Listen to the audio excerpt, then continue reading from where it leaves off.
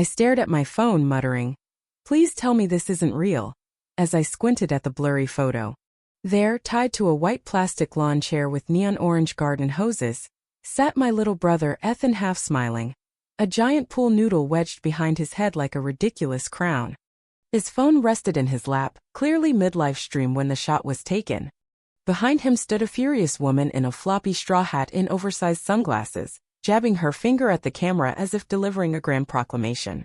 "You have no jurisdiction here, young man," the caption read. But what sent me into a fit of bewildered laughter was the text from Sheriff Daniels below the image. "Hey, your brother's fine. This just hit dispatch, looks like he got citizen arrested by Linda." Ethan wasn't just my little brother, he was Deputy Ethan Harper, the youngest officer ever sworn in by the county. Sure, he looked like he belonged in a high school history class, but he had a badge, a sidearm, and a level of patience that made most rookies seem like tantrum-throwing kids. The idea that someone had managed to tie him up with lawn gear in sheer audacity was absurd. But if anyone could pull off something that wild, it'd be Linda Grayson, the self-appointed ruler of Pinewood Estates. Linda treated the neighborhood like her personal kingdom, enforcing rules with handwritten flyers, passive-aggressive yard signs, and a clipboard she wielded like a scepter. Her version of justice was a mix of late-night TV court shows and whatever she dreamed up after too much cheap rose. She'd once called 911 over a neighbor's Christmas lights, blinding the wildlife.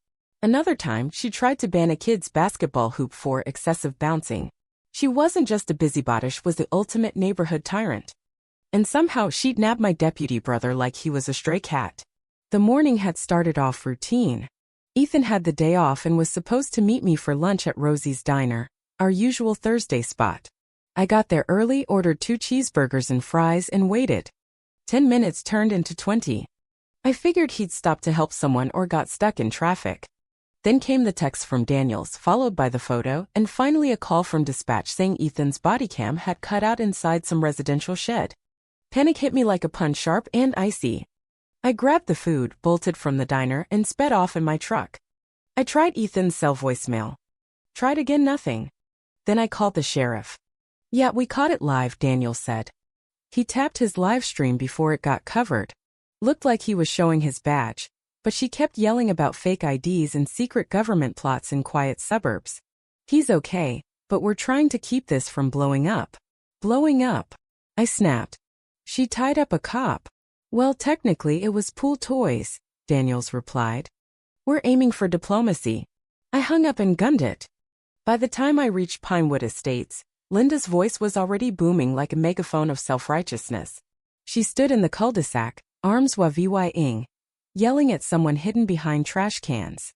"You'll stay put until real law enforcement gets here," she bellowed. "You think a badge and a haircut let you sneak into this neighborhood? Not on my watch." A few neighbors peeked out their windows. One guy even filmed it. I parked crookedly on the curb, jumped out, and scanned for Ethan. Then I spotted the sheet, a run-down community pool shack with peeling paint and a sagging door. Through a gap, I saw Ethan's shoulder shift. I ran over and yanked the door open. There he was, my brother, the fearless deputy, perched in a cracked lawn chair, a pool skimmer across his lap like a knight's lance.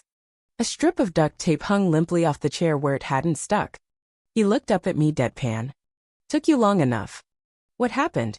I demanded. "She saw me walking," Ethan sighed. "I parked a couple blocks away to stretch my legs before lunch. She thought I was casing houses, tried to call the cops. I told her I was the cops, showed my badge and ID. She said I was faking it and tackled me with a pool net." Behind me, Linda screeched, "That's right. I executed a lawful citizen's arrest under the Neighborhood Safety Act of 2010. That's not real." I shouted back. "It's in the charter," she insisted. "There is no charter." Ethan stood, brushing off the hoses. "She took my badge, wallet, and phone, called them counterfeit. Said I had synthetic officer VIBs. I laughed despite my anger. Ethan was unflappable, but Linda was still pacing like she was directing a one-woman crusade. Then a sheriff's cruiser rolled up. Daniel stepped out, looking equal parts amused and tired. "Afternoon, folks," he said. "Linda, what's going on here?" "Protecting our streets, Sheriff," she declared. "I detained an imposter with a fake badge and shady motives. He's a deputy." "No," she huffed, pulling a crumpled flyer from her bag. Per my guidelines, real deputies wear dark gray and are over 6 feet. This kid's neither. Daniels blinked. That's not how this works. I demand a drug test. Linda snapped. Ethan crossed his arms. Ma'am, I need my badge and phone back. Not until you admit you're a covert teen operative. She thinks you're a spy, I said. She's seen too much late-night cable, Ethan muttered.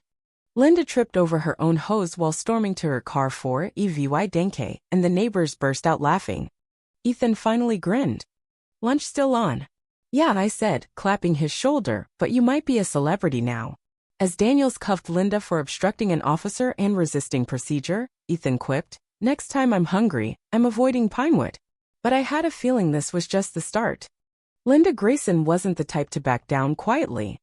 Linda wasn't one to crumble under pressure. Most people would have apologized or at least shut up when the sheriff showed up, but not her. She doubled down like a gambler chasing a losing bet. Con V. Wine said she'd turn it around. As Daniels explained the charges piling up, she strutted around like she was the law incarnate, claiming the shed was community territory, jiwaying her full rights over it. What made it crazier? Ethan's body cam had caught everything until Linda knocked it off with a mop handle and buried it in a towel. The footage hit dispatch, then the sheriff's cloud server, and was soon circulating the station like a bizarre sitcom clip.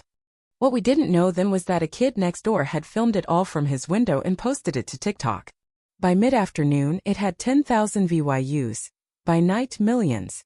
There was Ethan, calmly stating his name and badge number while Linda stomped around, ranting about undercover youth squads and mind control academies. Her line, "He's got that sneaky energy, look at his balanced features," became a meme goldmine.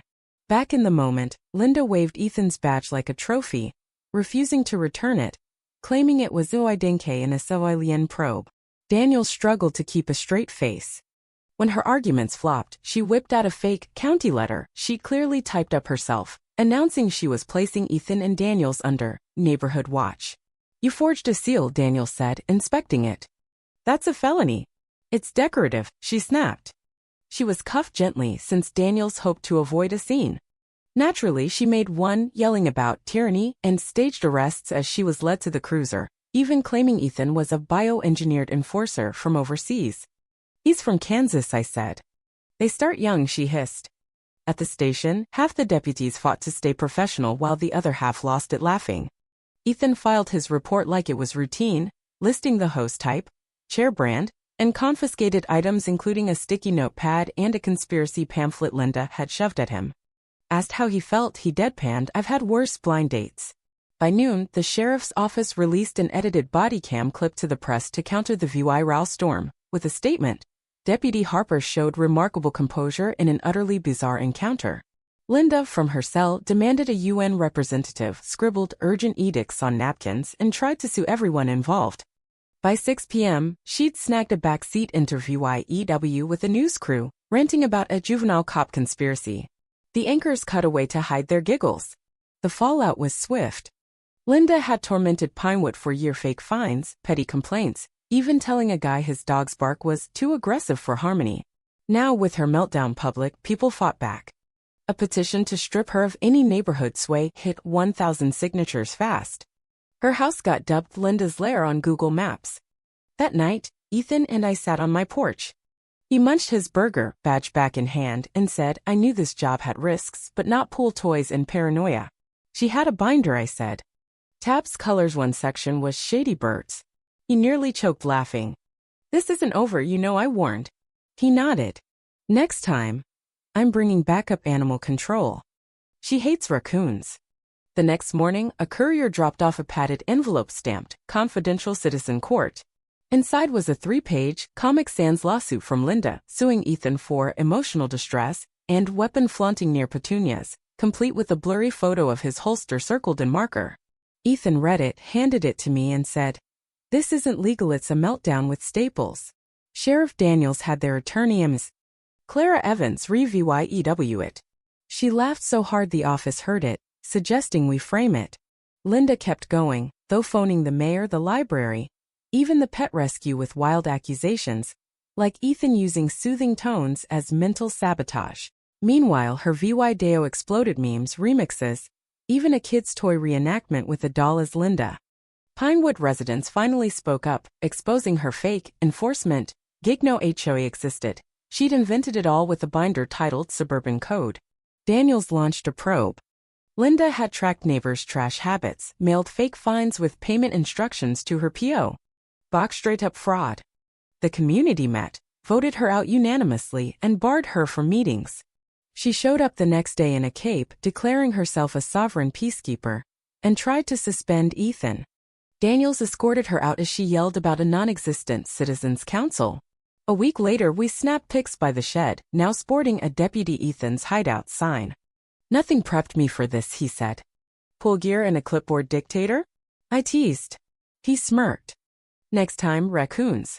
At her hearing, Linda strutted in with a cape and folders, accusing Ethan of being a polished tyrant. The judge shut her down, sentencing her to CERVYC therapy and a 5-year HOA ban. Ethan got promoted to liaison supervisor, and at the barbecue, folks cheered him with noodle-shaped ribs and a cake. Deputy Ethan, law and order. Linda tried crashing but missed her. Hensley, a vet she'd hassled over wind chimes, blocked her with the park sign. Deputies only. Ethan saluted her retreat with his drink. By the shed later, a plaque read, "Sometimes the badge is small but the law is big." She'll be back, I said. Maybe, he grinned. I've got raccoons on speed dial.